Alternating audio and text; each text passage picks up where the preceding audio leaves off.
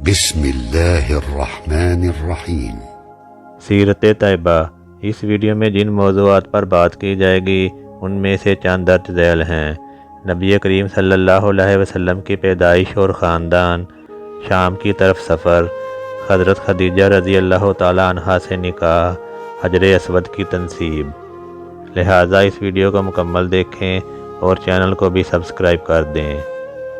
نبی کریم صلی اللہ علیہ وسلم کی پیدائش اور خاندان۔ کیا آپ جانتے ہیں کہ آپ صلی اللہ علیہ وسلم کی پیدائش عام الفیل میں ہوئی؟ ہمارے پیارے نبی حضرت محمد رسول اللہ خاتم النبیین صلی اللہ علیہ وسلم سن 571 عیسوی میں عرب کے مشہور شہر مکہ مکرمہ میں پیدا ہوئے۔ آپ صلی اللہ علیہ وسلم کی پیدائش عرب کے ایک مشہور خاندان بنو ہاشم میں ہوئی۔ آپ صلی اللہ علیہ وسلم کے والد ماجد کا نام حضرت عبداللہ علیہ السلام اور والدہ ماجدہ کا نام حضرت آمنہ علیہ السلام ہے۔ آپ صلی اللہ علیہ وسلم کے والد ماجد حضرت عبداللہ علیہ السلام آپ صلی اللہ علیہ وسلم کی پیدائش سے قبل ہی وفات پا چکے تھے۔ آپ صلی اللہ علیہ وسلم کے دادا حضرت عبد المطلب نے آپ صلی اللہ علیہ وسلم کی پیدائش کے 7ویں روز آپ صلی اللہ علیہ وسلم کا عقیقہ کیا اور آپ صلی اللہ علیہ وسلم کا نام محمد رکھا۔ عرب میں اس سے پہلے کسی کا نام محمد نہیں رکھا گیا تھا۔ آپ صلی اللہ علیہ وسلم کی پیدائش کے وقت عرب میں بے شمار معجزے ہوئے۔ اللہ تعالیٰ نے آپ صلی اللہ علیہ وسلم کی والدہ ماجدہ پر ایک بادل کا سایہ فرمایا۔ خانہ کعبہ میں موجود تمام بت گر گئے۔ کسریٰ کے محلوں کے مینارے گر گئے۔ فارس کا آتش کدہ سرد پڑ گیا۔ ولادت کی رات خانہ کعبہ سے لے کر آسمانوں تک روشنی کا ظہور ہوا۔ عرب کے رواج کے مطابق آپ صلی اللہ علیہ وسلم کو پرورش کے لیے حضرت حلیمہ سعدیہ رضی اللہ تعالی عنہا کے سپرد کر دیا گیا۔ 4 برس تک آپ صلی اللہ علیہ وسلم حضرت حلیمہ سعدیہ رضی اللہ تعالی عنہا کے پاس رہے۔ اس دوران آپ صلی اللہ علیہ وسلم نے فصیح عربی سیکھی۔ 4 برس کے بعد حضرت حلیمہ سعدیہ رضی اللہ تعالی عنہا نے آپ صلی اللہ علیہ وسلم کو اپنی والدہ ماجدہ کے سپرد کر دیا۔ 6 سال کی عمر میں آپ صلی اللہ علیہ وسلم کی شفیق والدہ کا انتقال ہو گیا۔ حضرت آمنہ علیہ السلام کی وفات کے بعد 2 سال تک آپ صلی اللہ علیہ وسلم کے دادا حضرت عبد المطلب نے آپ صلی اللہ علیہ وسلم کی کفالت فرمائی۔ حضرت عبد المطلب کو اپنے پوتے سے بے پناہ محبت تھی۔ وہ ہر وقت آپ صلی اللہ علیہ وسلم کو اپنے پاس رکھتے تھے۔ جب آپ صلی اللہ علیہ وسلم کی عمر مبارک 8 برس ہوئی تو حضرت عبد المطلب بھی انتقال کر گئے۔ دادا کی وفات کے بعد حضرت ابو طالب نے اپنے بھتیجے کی پرورش کا ذمہ لیا۔ حضرت ابو طالب آپ صلی اللہ علیہ وسلم کی ہر ضرورت کا خیال رکھتے تھے اور ہمیشہ آپ صلی اللہ علیہ وسلم کو اپنے ساتھ رکھتے تھے۔ نبی کریم صلی اللہ علیہ وسلم میں بچپن ہی سے نبوت کی نشانیاں موجود تھیں۔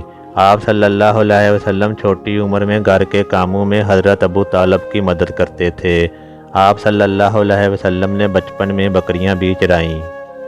شام کی طرف سفر۔ نبی کریم صلی اللہ علیہ وسلم کے چچا حضرت ابو طالب تجارت کی غرض سے دوسرے ملکوں کا سفر کرتے تھے۔ جب آپ صلی اللہ علیہ وسلم کی عمر مبارک 12 برس ہوئی تو آپ صلی اللہ علیہ وسلم نے اپنے چچا حضرت ابو طالب کے ساتھ شام کی طرف تجارتی سفر فرمایا۔ بصرہ کے مقام پر حضرت ابو طالب کی ملاقات ایک مسیحی عالم سے ہوئی جو تورات اور انجیل کا ماہر تھا۔ اس نے آپ صلی اللہ علیہ وسلم میں نبوت کی نشانیاں دیکھ کر حضرت ابو طالب کو واپس مکہ مکرمہ جانے کا مشورہ دیا کہ کہیں یہودی آپ صلی اللہ علیہ وسلم کو پہچان کر معاذ اللہ کوئی نقصان نہ پہنچا دیں۔ حضرت ابو طالب مال تجارت وہیں فروخت کر کے واپس مکہ مکرمہ آ گئے۔ حلف الفضول۔ جب آپ صلی اللہ علیہ وسلم کی عمر مبارک 15 برس ہوئی تو عرب کے 2 قبیلوں قریش اور قیس میں محرم الحرام کے مہینے میں ایک جنگ ہوئی۔ چونکہ یہ جنگ مقدس مہینوں میں ہوئی تھی اس لیے اس کا نام حرب فجار پڑ گیا۔ آئندہ اس قسم کی لڑائی سے بچنے کے لیے دونوں قبائلوں کے سرداروں نے عہد کیا کہ وہ آپس میں لڑائی نہیں کریں گے۔ مظلوموں کی مدد کریں گے اور مسافروں اور تاجروں کی حفاظت کریں گے۔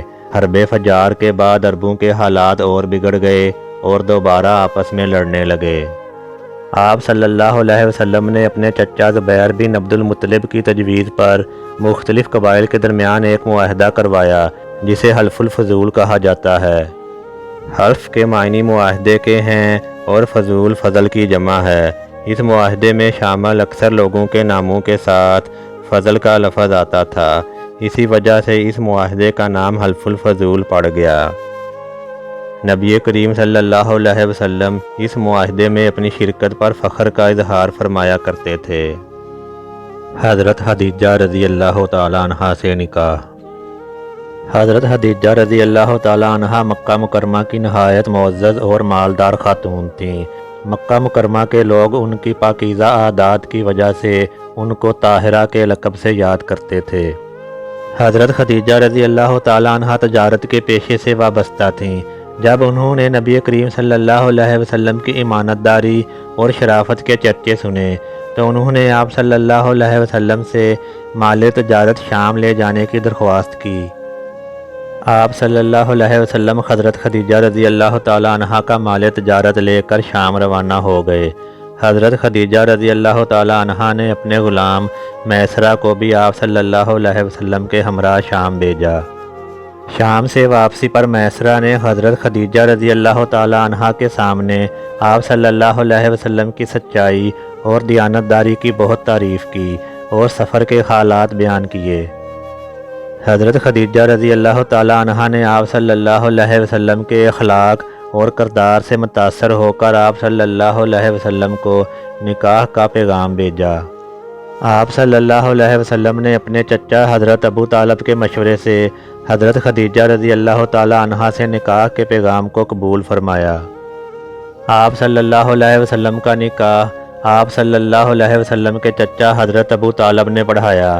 نکاح کے وقت آپ صلی اللہ علیہ وسلم کی عمر مبارک 25 برس اور حضرت خدیجہ رضی اللہ تعالیٰ عنہا کی عمر مبارک 40 برس تھی۔ حجر اسود کی تنصیب۔ حجر اسود کالے رنگ کا ایک مقدس پتھر ہے جسے حضرت ابراہیم علیہ السلام نے خانہ کعبہ کی دیوار میں نصب کیا تھا۔ جب نبی کریم صلی اللہ علیہ وسلم کی عمر مبارک 35 برس ہوئی تو مکہ مکرمہ میں شدید بارشیں ہوئیں جن کی وجہ سے خانہ کعبہ کی دیواروں کو شدید نقصان پہنچا۔ قریش مکہ نے خانہ کعبہ کو نئے سرے سے تعمیر کیا۔ خانہ کعبہ کی تکمیل کے بعد حجر اسود کو اپنے مقام پر نصب کرنے کا موقع آیا تو تمام قبائل میں یہ شرف حاصل کرنے کے لیے جھگڑا پیدا ہو گیا۔ ہر قبیلہ یہ شرف حاصل کرنا چاہتا تھا۔ جھگڑا کئی دنوں تک جاری رہا۔ آخرکار خاندان قریش کے ایک معزز شخص کے مشورے سے طے پایا کہ کل سب سے پہلے جو شخص کعبہ میں آئے گا اس کا فیصلہ سب تسلیم کریں گے۔ چنانچہ اگلے دن سب سے پہلے انہوں نے آپ صلی اللہ علیہ وسلم کو وہاں دیکھا تو وہ خوشی سے پکار اٹھے کہ امین آ گئے، ہم ان کے فیصلے سے راضی ہیں۔ آپ صلی اللہ علیہ وسلم نے قریش مکہ سے جھگڑے کے متعلق دریافت فرمایا اور ایک چادر منگوا کر حجر اسود کو اس پر رکھا اور سرداران قریش سے فرمایا کہ چادر کے کنارے پکڑ لو اور اسے اٹھاؤ۔ جب چادر مقررہ جگہ پر پہنچ گئی تو آپ صلی اللہ علیہ وسلم نے حجر اسود کو اپنے مبارک ہاتھوں سے اٹھا کر نصب فرما دیا۔ تمام قبائل اس حکیمانہ فیصلے سے بہت خوش ہوئے اور اس طرح ایک بڑی جنگ کا خطرہ ٹل گیا۔ امید ہے یہ معلوماتی ویڈیو آپ کو پسند آئی ہوگی۔ اس ویڈیو کو لائک کر دیں اور اپنے دوست احباب کے ساتھ شیئر کر دیں اور چینل کو سبسکرائب کر دیں اور بیل آئیکن کو دبا دیں۔ شکریہ۔